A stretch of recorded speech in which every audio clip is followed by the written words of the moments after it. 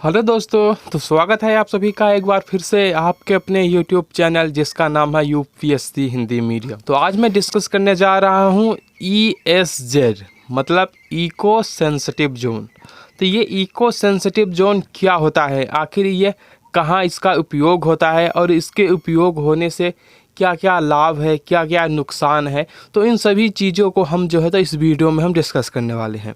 तो sir supreme court ने जो है तो ESZ मतलब इको सेंसिटिव जोन के लिए रखी गई एक याचिका पर उसने फाइनली निर्णय सुना दिया है। इको सेंसिटिव जोन जो है तो सभी उद्यानों या फिर राष्ट्रीय उद्यान या अभयारण्य के बॉर्डर से 1 किलोमीटर और या फिर 10 किलोमीटर के बीच का एरिया होता है। मतलब ये यहाँ पे अगर इस राष्ट्रीय उद्यान के बॉर्डर एंड हो रही है या इसका बॉर्डर है तो इससे जो है तो 10 किलोमीटर तक का एरिया जो है तो इसका सेंसिटिव जोन या इको सेंसिटिव जोन कहलाएगा।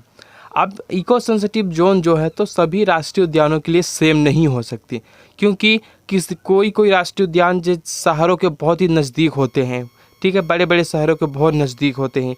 तो अगर इनका राष्ट्रीय उद्यान जो है तो उन शहरों के और भी किसी फैक्ट्री या कंपनी के मालिक के ज़मीन में अगर आड़े आ रही है इको सेंसिटिव जोन, तो इको सेंसिटिव जोन की ही ज़मीन जो है तो लागू होगी, उसी की सीमा लागू होगी और उस एरिया तक जो है तो इको सेंसिटिव जोन चला जाएगा, ना कि जो है तो उस कंपनी का जगह चला जाएगा। तो ऐसा जो है तो केंद्र सरकार ने एक निर्णय लेते हुए जो है तो उस याचिका पर पूरी तरह से अपना फैसला सुना दिया है और इको सेंसिटिव जोन को लागू कर दिया है।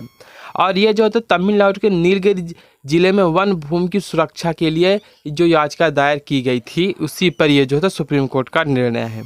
और इसी में हम कुछ बहुत सी बातें को हम देख लेते हैं, जैसे कि अगर किसी भी क्षेत्र के इकोसिस्टम में जैसे कि अगर यह इको सेंसिटिव जोन के भीतर जो है तो अगर कोई खनन या और भी तरह की कोई किसी भी प्रकार की गतिविधियां होती हैं तो वो सब बंद हो जाएंगी। मतलब इको सेंसिटिव जोन अब पूरी तरह से उस क्षेत्र के लिए हो गया है, मतलब उस राष्ट्रीय उद्यान के लिए पूरी तरह से इको सेंसिटिव जोन हो गया है। इसमें ना हम वनों की कटाई कर सकते हैं, ना खेती कर सकते हैं, ना ही जो है तो इसमें खनन आदि की जो है तो वो खनन भी नहीं कर सकते। और इको सेंसिटिव जोन मतलब अगर आप 10 किलोमीटर से इसको जो है तो किसी भी हालत में कम नहीं किया जा सकता, सिर्फ किन्हीं विशेष परिस्थितियों में जो है तो इसको कम या अधिक किया जा सकता है, कम ही किया जा सकता है, अधिक क्या करेंगे अब उसको। इससे जो है तो पॉजिटिव जोन क्या हो सकते हैं हमारे इकोसिस्टम के लिए। हालांकि जो है तो इसका पॉजिटिव इफेक्ट ये देखने को मिलेगा कि इसके भीतर जो है तो जो जंगल के आसपास बॉर्डर के आसपास जो खनन करते थे, साथ ही साथ उसमें जो तो वृक्षों की कटाई भी करते थे और जो तो यहाँ पे निगरानी या फिर गार्ड की उपस्थित जो तो हर समय नहीं होती थी, तो वो लोग क्या करते थे कि जंगलों के भीतर या राष्ट्रीय उद्यान के भीतर भी घुस जाते थे और वहाँ से जो है तो बहुमूल्य वृक्षों को काट लेते थे, जैसे कि चंदन का पेड़ हो गया, सागौन का पेड़ हो गया। इन सब की कीमत जो है तो मार्केट में बहुत ज़्यादा है। तो अगर इन सब के अगर बॉर्डर के समीप काम करते थे तो आप हम उनको कह भी नहीं सकते कि तुम जो तो नेशनल पार्क के एकदम समीप काम कर रहे हैं। तो वो लोग भी कह देते थे कि भाई हम तो क्या नेशनल पार्क के अंदर थोड़ी ना काम कर रहे हैं, हम तो बाहर काम कर रहे हैं। अब ये जो है तो इको सेंसिटिव जोन लागू होने से जो क्या हो जाएगा कि जंगल के बॉर्डर से 10 किलोमीटर के अंदर तक का एरिया जो है तो इको सेंसिटिव जोन मतलब जंगल का ही एरिया कहलाएगा। अब 10 किलोमीटर दूर ही तुमको जो काम करना होगा, खनन करो, पेड़ काटो, खेती करो, तो वहीं पे जो है तो तुम अपना काम कर सकते हो और तुम जो हो तो यहाँ पे आ भी नहीं सकते। जी हाँ दोस्तों, उनका प्रवेश भी पूरी तरह से वर्जित होता है। तो आखिर ये इको सेंसिटिव जोन होता क्या है? तो पर्यावरण, वन और जलवायु परिवर्तन मंत्रालय की राष्ट्रीय वन्यजीव परियोजना कार्यक्रम, ठीक है, कार्यक्रम जो 2002 से 2016 ने पारित किया कि पर्यावरण संरक्षण अधिनियम 1986 के तहत जो इको सेंसिटिव जोन है, राज्य सरकारों को राष्ट्रीय उद्यानों और वन्य जीव अभयारण्यों की सीमाओं के 10 किलोमीटर के भीतर आने वाली भूमि को जो है तो इको सेंसिटिव जोन लागू करना है। ठीक है, इसको मैंने बहुत ही अच्छे से आपको बता दिया है। अब जो है तो अब हम कुछ और चीज़ों को भी हम देख लेते हैं साथ ही साथ जो है तो, जैसे कि कुछ प्रकार के कंजर्वेशन होते हैं, जैसे इन सीटू और ex situ conservation. In situ conservation का मतलब होता है कि अगर कोई भी जीव जो तो लुप्त प्राय होने की कगार पे है, मतलब जो तो इंडेंजर कैटेगरी में है, तो उसको हम जो है तो जंगल के भीतर ही उसके लिए हम अनुकूल वातावरण क्रिएट करेंगे। उसके लिए जो है तो खाना पीना रहना और जो है तो उसके जो तो जनन के लिए प्रजनन के लिए जो तो सभी कुछ उपलब्ध कराएंगे, जिससे उसका प्रजनन भी ठीक तरीके से हो पाए और उससे होने वाले बेबी भी जो है तो अच्छे से सुरक्षित रहे।